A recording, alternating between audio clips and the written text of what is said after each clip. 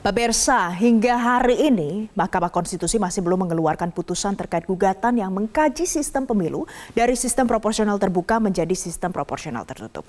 Rangkaian kajian sistem pemilu di MK ini menuai polemik yang begitu panjang karena sebelumnya Mahkamah Konstitusi pernah memutus gugatan serupa dengan hasil sistem pemilu proporsional terbuka.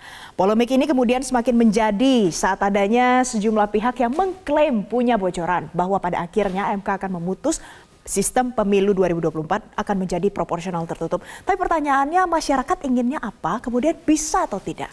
Yang pertama kita akan lihat dulu pemirsa. Ini adalah hasil survei dari indikator. Ternyata kalau kita bandingkan di Februari 2021 dan juga Februari 2023, masyarakat yang setuju proporsional tertutup jumlahnya adalah hanya beda tipis ya.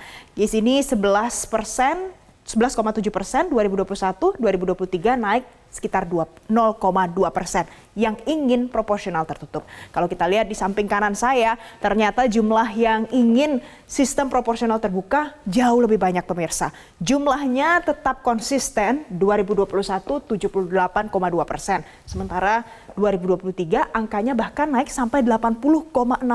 Kalau kita bandingkan jumlah masyarakat yang ingin proporsional tertutup, jauh sekali, jomplang sekali. Selanjutnya kita lihat lagi, apa tadi yang disebut dengan inkonsistensi Mahkamah Konstitusi? Nah, yang inkonsisten adalah kalau kita throwback lagi, kita lihat ke belakang. Putusan Mahkamah Konstitusi tahun 2008 menyatakan ada sebuah tafsir pemilu proporsional terbuka.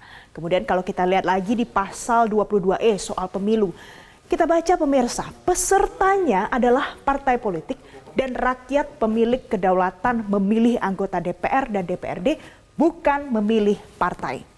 Kalau dalam sistem proporsional tertutup yang dipilih adalah partai. Kemudian selanjutnya di pasal 24C ayat 1 UUD 1945, putusan MK itu bersifat final dan mengikat. Kita tahu memang putusan MK inkrah, mengikat, final. Tapi pertanyaannya, kita lihat lagi selanjutnya. Dari inkonsistensi yang sudah kita temukan, apakah ini sesuai dengan wewenang MK untuk melakukan hal ini?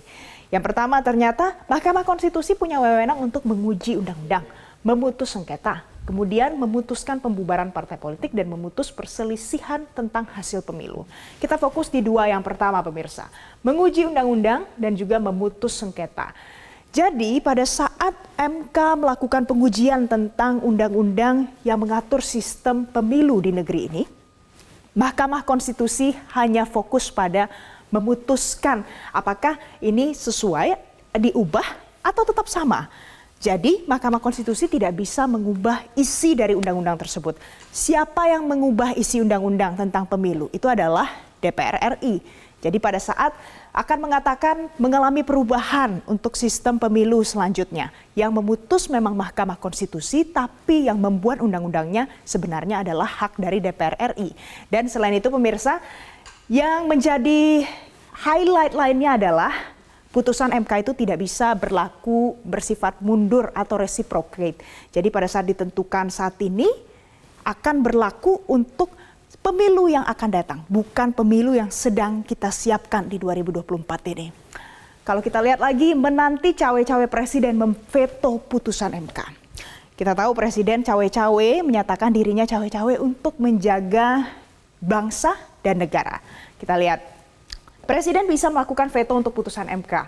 Presiden bisa melakukannya dengan penerbitan Perpu. Kalau saya ajak Anda untuk mengingat lagi, pernah tidak presiden melakukan Perpu untuk memveto putusan MK? Ya, pernah. Dulu pada saat Undang-Undang Ciptaker muncul Perpu Ciptaker. Nah, presiden bisa mengeluarkan Perpu sebelum Mahkamah Konstitusi mengeluarkan putusannya.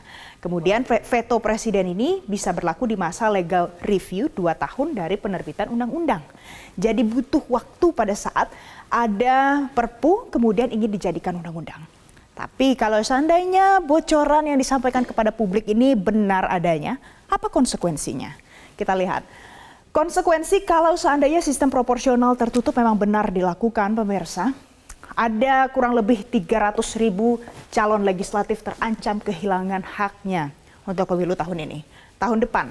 Kemudian KPU sudah terlanjur mengatur mekanisme pemilu dengan sistem proporsional terbuka. Bayangkan, sudah sekian lama disiapkan ternyata harus diubah. Pemilu juga berpotensi tertunda karena partai politik revisi daftar caleg. Apakah kita mau demokrasi yang sudah kita idam-idamkan harus tertunda karena hal ini?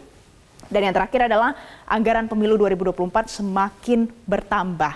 Sedangkan kita senantiasa mengatakan anggaran harus dikelola dengan baik. Banyak lagi hal-hal lain yang perlu disiapkan. Tidak hanya soal pemilu saja. Jadi pemirsa, ini dia bagaimana putusan Mahkamah Konstitusi nanti bisa mempengaruhi demokrasi di negeri ini.